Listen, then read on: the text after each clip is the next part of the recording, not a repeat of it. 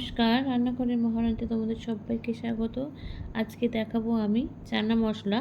এখানে কিন্তু আমি এটা একটা চানা করব বলে কিন্তু এখানে কাবলি ছোলাকে ভিজিয়ে রেখেছিলাম সারা রাত। এবার ভালো করে ধুয়ে নিয়েছি। এটাকে আগে প্রেসারে দেবো। আচ্ছা, এর সাথে তোমাদের দেখাবো নান পুরি। এটা কিন্তু আমি সকালে ব্রেকফাস্টে করেছিলাম। চলো এবার দেখাই কিভাবে করছি। প্রথমে চানাগুলোকে কিন্তু প্রেসার কুকারে দিয়ে 2টো সিটি দেবো। কাবলি ছোলা খুব একটা শক্ত না, সেই জন্য কিন্তু 2টো সিটি দিলেই একদম সেদ্ধটা ঠিকঠাক হবে। এবার চলো প্রেসার কুকারে ঢেকে এটা সিটিতে বসাই।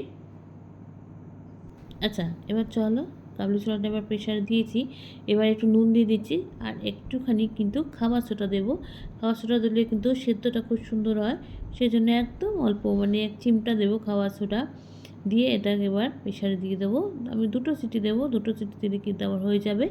তারপরে কিন্তু এটাকে কিছুক্ষণ আবার রেস্টে রাখবো, কারণ ভাপে ভাপে সেদ্ধ হয়ে যাবে। এবার চলো প্রেসার কুকারটা বন্ধ করে এবার এটাকে সিটিতে বসাই। আচ্ছা, যতক্ষণে কাবলি ছোলাটা প্রেসার সিটি হোক ততক্ষণে আমি একটু ময়দাটা মেখে নিই, তাহলে আমার দুটো কাজই সমানভাবে করতে পারবো। চলো এখানে আমি কিন্তু মেজারমেন্ট কাপে মাপ নিয়েছি। আমি এখানে মেজারমেন্ট কাপের 1 কাপ 2 কাপ নিয়ে নিয়েছি ময়দা।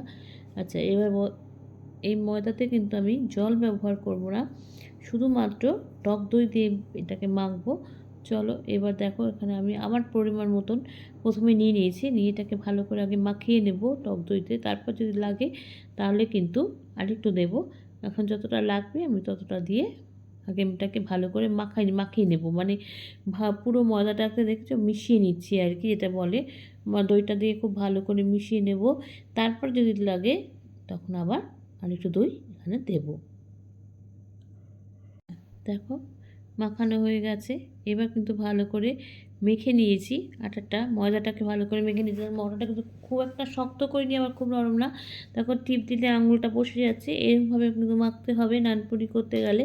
এবার এটাকে খুব দেখো ভালো করে মেখে নিয়েছি, নিয়ে এবার এটাকে প্রায় আধ ঘন্টার মতো একটু রেস্টে রাখবো। আমি একটা সুতির ন্যাকড়া নিয়েছি, এটা কিন্তু আমার ভালো রান্নাঘরে আমি যে সব মানে রান্নাঘরের জন্য ব্যবহারে রেখে দিয়েছি, সেই নতুন ন্যাকড়া দিয়ে এটাকে ঢেকে রাখবো। আচ্ছা, প্রেসার কুকারে কিন্তু সেদ্ধ হয়ে গেছে, অনেকক্ষণ রেখে দিয়েছিলাম, ঠান্ডাও হয়ে গেছে। এবার চলো খুলে দেখি কেমন হয়েছে। দেখো খুব সুন্দর সেদ্ধ হয়েছে, কোনোটা কিন্তু গলে যায়নি, আর দারুণ সুন্দর সেদ্ধ হয়েছে, একদম পারফেক্ট যেটা বলে সেরকম। খুব নরমও না বা খুব শক্তও না। এবার এটাকে রেখে দিই কিছুক্ষণের জন্য, আবার একটু ঠান্ডা হোক। চলো এরপর এখানে কী কী নিয়েছি দেখাই। আমি এটা চানাটা করার জন্য আদা রসুন লঙ্কা নিয়েছি, আর টমেটো এখানে 2টো বড় সাইজের মোটামুটি সাইজের টমেটো নিয়েছি, আর আছে পেঁয়াজ কুচি। আচ্ছা, এবার আমি এখানে একটা মিক্সি নিয়ে নিয়েছি, মিক্সির জারের মধ্যে তাহলে আদা রসুন আর লঙ্কাটা দিয়ে দিচ্ছি, আর দেবো 2টো টমেটো নিয়েছিলাম, সেই টমেটো এইগুলোকে কিন্তু পেস্ট করব, আমি পেঁয়াজটা কিন্তু পেস্ট করব না। আচ্ছা, গ্যাসে আমি কিন্তু একটা কড়াই বসিয়ে দিচ্ছি, কড়াইতে দিয়েছি সর্ষের তেল, আর সর্ষের তেলটা কিন্তু আমার গরম হয়ে গেছে। এবার এর মধ্যে আমি এক এক ফোড়নের জন্য দিয়ে দেবো এলাচ, প্রথমে দেবো জিরে, জিরেটা এই রান্নায় কিন্তু জিরে লাগবেই। আচ্ছা, জিরে তেজপাতা, তারপরে দেবো হচ্ছে এলাচ, দারচিনি, আর এই স্টার অ্যানিস দেবো, মানে মোটামুটি যেগুলো আমরা মোটামুটি দিই সম্বরের জন্য সেটা দিয়েছি। স্টার অ্যানিস আর কিছুটা অল্প একদম জায়ফল দিয়েছি। আচ্ছা, ফোড়নটা কিন্তু আমার হয়ে গেছে। ফোড়নের কিন্তু গন্ধটা খুব সুন্দর একটা স্মেল বেরিয়েছিলো। এবার চলো পেঁয়াজটাকে ভেজে নিই। পেঁয়াজটাকে কিন্তু আমি ওই জন্য আলাদা রেখেছি, যে পেঁয়াজটা পেস্ট করিনি। পেঁয়াজটাকে এমনি দেবো রান্নায়, দিয়ে এটাকে এবার ভালো করে একটু ভেজে নিতে হবে, না হলে কিন্তু পেঁয়াজের কাঁচা গন্ধ থেকে যাবে। পেঁয়াজটা কিন্তু ভাজা ভাজা হয়ে গেছে, পেঁয়াজের কালারটা চেঞ্জ হয়ে গেছে দেখে বুঝতে পারছো। এবার চলো যেটা পেস্টটা করেছিলাম আদা রসুন আর লঙ্কার টমেটোর, সেই পেস্টটা কিন্তু এবার আমি দিয়ে দেবো। দিয়ে কিন্তু এই মশলাটা কিন্তু খুব ভালো করে কষাবো। আচ্ছা, মশলাটা কিন্তু ভালো করে কষিয়ে নিয়েছি। এবার চলো নুন দেব। আমি কাবলি ছোলার মধ্যে নুন দিয়েছিলাম, এবার কিন্তু নুনটা বুঝে দেবো, নুন দেবো, নুনটা দিয়ে দিয়েছি। এবার হলুদ আর কাশ্মীর লাল লঙ্কার গুঁড়ো দেবো, দিয়ে এবার এটাকে কিন্তু ভালো করে মেশাবো। আচ্ছা, এছাড়াও আমি এখানে আরেকটা মশলা ব্যবহার করেছি, সেটা হচ্ছে চানা মশলা। সেই চানা মশলাটাও কিন্তু এখানে দিয়ে দেবো। আমি চানা মশলা দিয়েছি, না হলেও কোনো অসুবিধা ছিল না। ঘরে যদি তোমাদের কোনো মশলা তৈরি করা থাকে সেটাও দিতে পারো, কেনা দিতেই হবে এমন কিন্তু কোনো কথা নেই। চলো, আমি এখানে আমার ঘরে ছিল তাই আমি দিয়ে দিয়েছি। এবার ভালো করে কিন্তু এটাকে মিশিয়ে নেব। এটারও একটা কাঁচা গন্ধ থাকবে, যাতে ভালো করে মশলাটা মিশিয়ে নিতে হবে। আচ্ছা, মশলাটা কিন্তু একদম কষা হয়ে গেছে, দেখতেই পাচ্ছ পুরো কালারটা কিন্তু চেঞ্জ হয়ে গেছে মশলার। এবার কিন্তু আমি যে কাবলি ছোলাটা সেদ্ধ করে রেখেছিলাম সেটা এবার দিয়ে দেবো। তাহলে কিন্তু মানে খুব ভালো, কেন বলছি মশলাটা কষে গেছে, এইবার যদি কাবলি ছোলার সাথে যখন মেশাবো তখন কিন্তু একদম কাবলি ছোলাটার মধ্যেও কিন্তু মশলাটা ঢুকে যাবে। আর এত সুন্দর একটা গন্ধ ছাড়ছিল, দারুণ সুন্দর একটা স্মেল বেরিয়েছিল রান্নাটাতে। এবার চলো আস্তে আস্তে কাবলি ছোলাটাকে ভালো করে মিশিয়ে নিই। আচ্ছা দেখো, অনেকক্ষণ ধরে ফুটিয়েছি। এবার কিন্তু আমার এখানে একটুখানি মানে নুন লাগতো, আর একটুখানি চিনি দিয়ে দিলাম। এটা চিনিটা তো স্বাদের জন্য দিতেই হয়, সেই জন্য একটুখানি চিনি মিশিয়ে এটাকে আর একটু ভালো করে মিশিয়ে নিই। তাহলে কিন্তু আমার একদম চানাটা রেডি হয়ে যাবে। আর লাস্টে একটুখানি গরম মশলা তো অবশ্যই দিতে হবে, না হলে কিন্তু টেস্টটা ঠিক আসবে না। দেখো চানাটা কিন্তু আমার একদম রেডি হয়ে গেছে। মানে খুব সুন্দর, মানে এত সুন্দর। আর যে ওইটুকুনি ঝোল তো রাখতে লাগে, না হলে কিন্তু আবার একটুখানি থাকবে বলে ওটা ঝোলটা কিছুটা টেনে যাবে। এইটুকুনি ঝোল কিন্তু রাখতেই হবে। আমার কিন্তু চানাটা একদম কমপ্লিট হয়ে গেছে। আচ্ছা দেখো, চানাটা কিন্তু আমার একদম রেডি হয়ে গেছে। তোমাদের একটু উপর থেকে গার্নিশ করে দিয়েছি, একটু ধনেপাতা দিয়েছি আর পেঁয়াজ কুচি দিয়েছি। আর বিশ্বাস করো, খেতে অসাধারণ হয়েছিল, দারুণ হয়েছিল। এভাবে কিন্তু তোমরাও বাড়িতে বানিয়ে ফেলতে পারো চটজলদি। চানা খুব একটা সময় কিন্তু লাগে না, যেহেতু চানা খুব একটা মানে শক্ত না, মানে সেদিন সে রান্না করতে কিন্তু খুব সোজা।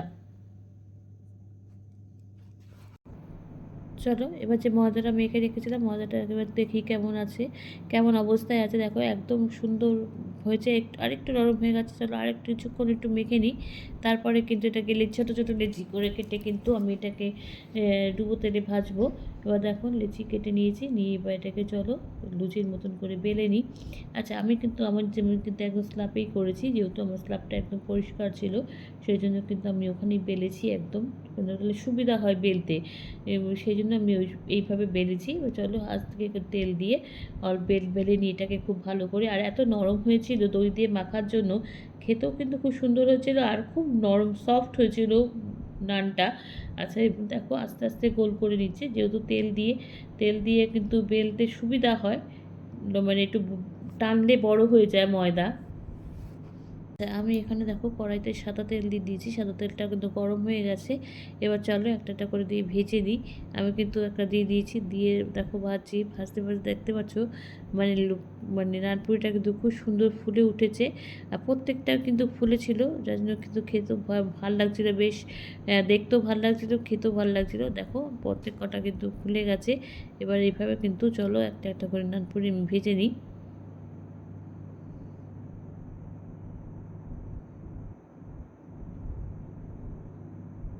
দেখো আরেকটা দিয়ে দিয়েছি কিন্তু আমি নানপুরি, এটা দেখো দেওয়াতে কি সুন্দর ফুলে উঠেছে। মানে বেশিরভাগই কিন্তু ফুলেছে, সবই যে ফুলেছে তা না, দুই একটা হয়তো ফোলেনি, কিন্তু বেশিরভাগই ফুলেছিল।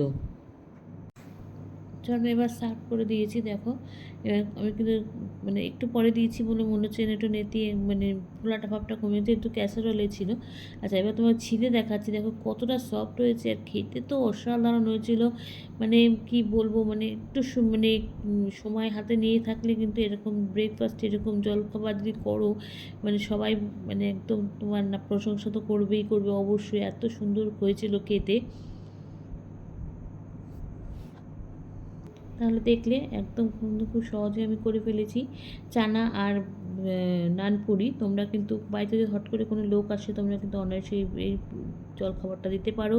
তাহলে তোমরা করে খেয়ে কিন্তু আমাকে অবশ্যই জানিও লাইক, কমেন্টস আর শেয়ারের মাধ্যমে। তাহলে তোমরা যারা আমার চ্যানেলটাকে সাবস্ক্রাইব করে আমার পাশে রয়েছে, তাদের জন্য রয়েছে অসংখ্য ধন্যবাদ। যারা করোনি তারা প্লিজ চ্যানেলটাকে সাবস্ক্রাইব করে আমার পাশে থেকো। তাহলে তোমরা সবাই সুস্থ থেকো, সাবধানে থেকো, ভালো থেকো। চলি, টাটা। দেখা হচ্ছে পরবর্তী নতুন কোনো রেসিপিতে তোমাদের সঙ্গে।